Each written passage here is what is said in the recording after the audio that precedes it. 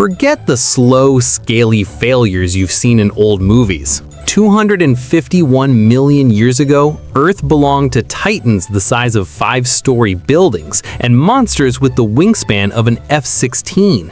This wasn't a tragedy waiting to happen. It was the greatest comeback in biological history. Today, we go back to when the Earth didn't just rotate, it trembled. Chapter 1: The Triassic, the Underdog Era. Our story begins in a graveyard. 251 million years ago, Earth had just endured the Great Dying, a mass extinction that wiped out 95% of all life. The world was a rusted, arid wasteland. The continent was one, Pangaea. In this power vacuum, dinosaurs weren't the kings, they were the runts. Early pioneers like the Eoraptor were no bigger than a house cat, scurrying under the feet of massive ruling reptiles called archosaurs. But dinosaurs had a secret weapon: efficiency. While their competitors waddled with splayed legs, dinosaurs evolved upright limbs. They could run longer, breathe better, and hunt faster. By the late Triassic, the first predators emerged. Herrerasaurus, a 10-foot killing machine, prowled the fern prairies. But Earth wasn't done being a villain. 201 million years ago, Pangaea began to tear itself apart. Massive volcanic eruptions choked the sky with sulfur, triggering a volcanic winter. Most species froze or starved, but the dinosaurs? They had developed primitive feathers for warmth. They didn't just survive the Triassic extinction, they inherited the charred remains of the world. Chapter 2: The Jurassic, the Golden Age of Giants.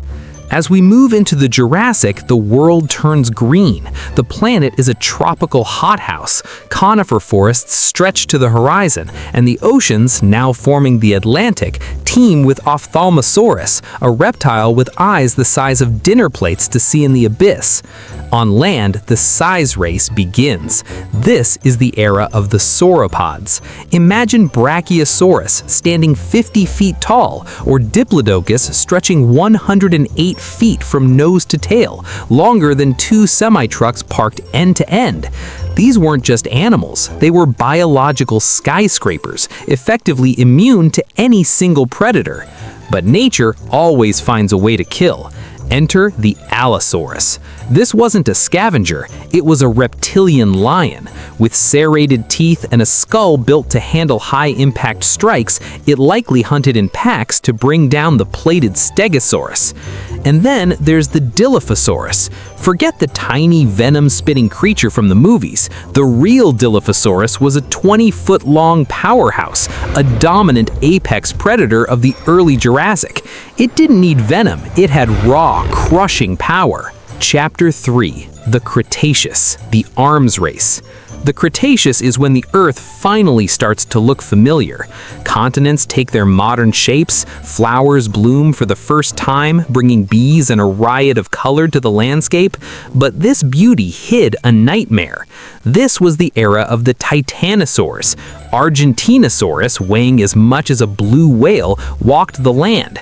To counter these giants, evolution created the ultimate biological weapons. In the oceans, the Mosasaurus, a 56-foot sea monster, ate everything in its path, including other Mosasaurus. In the sky, the Quetzalcoatlus stood as tall as a giraffe on the ground before unfurling 40-foot wings to take flight.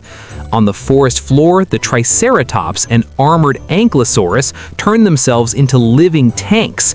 They had to, because the tyrant lizard king had arrived. The Tyrannosaurus rex wasn't the biggest meat eater.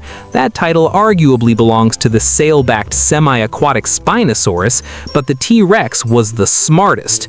With the strongest bite force of any land animal ever known and a brain designed for tracking prey across miles, it was the pinnacle of 180 million years of predatory evolution. The end, oblivion, and the legacy.